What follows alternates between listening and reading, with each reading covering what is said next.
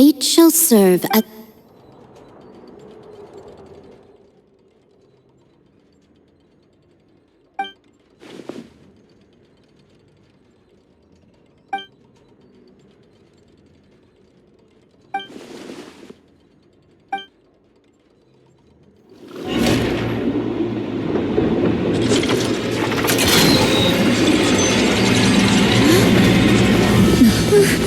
What's happening with the oratories? I believe it is preparing to carry out the death sentence.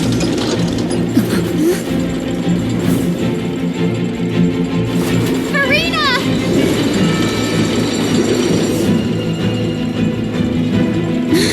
No, I still need answers.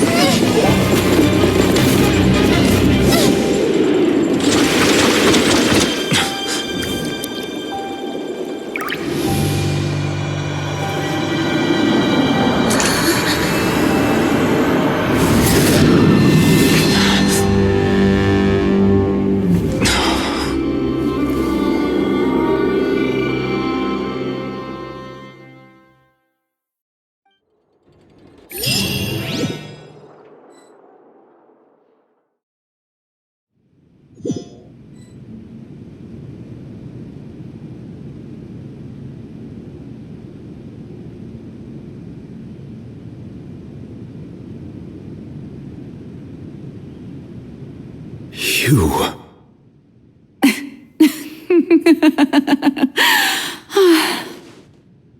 Sorry. That shocked expression on your face is just too amusing. I couldn't help myself. You are not Furina. Who are you? The sweet sound of bewilderment. Marvelous. A sure sign that my attempt to deceive everyone was a resounding success. But to answer your question, I am Focalor. You know, the god. Focalor? Why did you deceive us? Oh, that wasn't my goal, of course. Goodness, no. But I had to fool everyone else too, if I was to stand any chance of deceiving the heavenly principles. Deceiving the heavenly principles? It's all because of that pernicious prophecy. Dreadful, wasn't it? Everyone doomed to dissolve. Fontaine condemned to be flooded. One was not amused. In fact, one was positively bemused when that problem was thrust upon me by my dearest predecessor. That's the former Hydro Archon Egeria for the uninitiated. It hardly gets more disastrous than a preordained national She knew full well that the prophecy would surely come to pass. And as one of the seven, she also knew full well that one defies the heavenly principles at one's peril. So yes, as you have no doubt surmised, it was a rather impossible situation that I found myself in. I spent a terribly long time mulling it over, alone on the ocean floor. And I was almost growing barnacles by the time I finally realized there was only one possible solution to this confounding conundrum. I had to outwit the heavenly principles, allow the prophecy to be fulfilled, ostensibly at least, while saving everyone at the same time. I'm a genius, I know. I can only assume that's why Egeria chose me as her successor.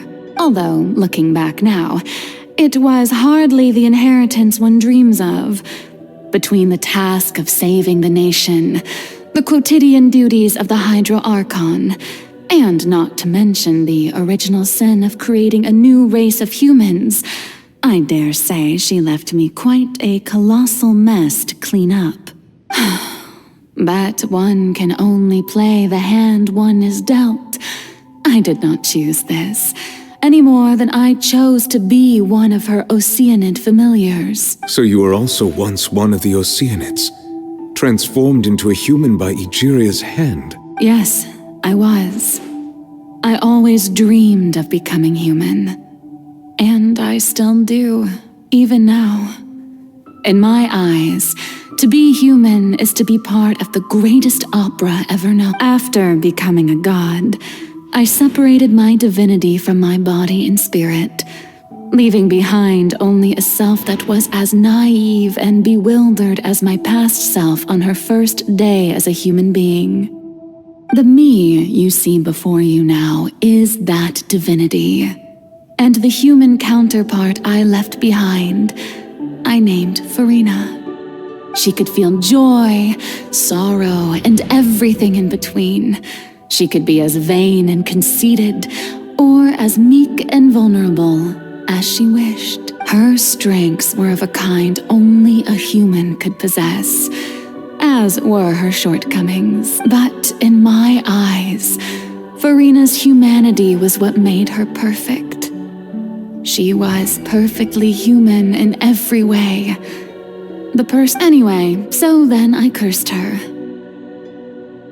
All part of the plan, of course. The plan to deceive the heavenly principles. Do you still remember the final scene of the prophecy? The Hydra Archon alone, weeping on her throne. In order that the prophecy might appear fulfilled, I invited Furina to be an actress, to play the part of the Hydra Archon in the prophecy. Under the curse I placed on her, so long as I, Focalors' divinity, continued to exist, she could not die. But nor was she free to live her life in the pursuit of happiness.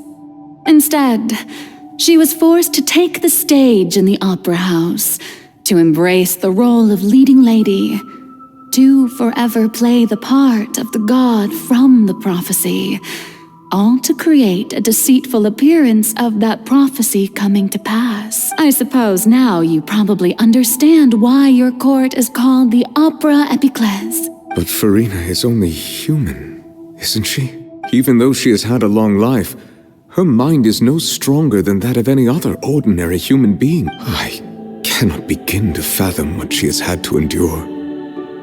It must have been torture for her. It has indeed.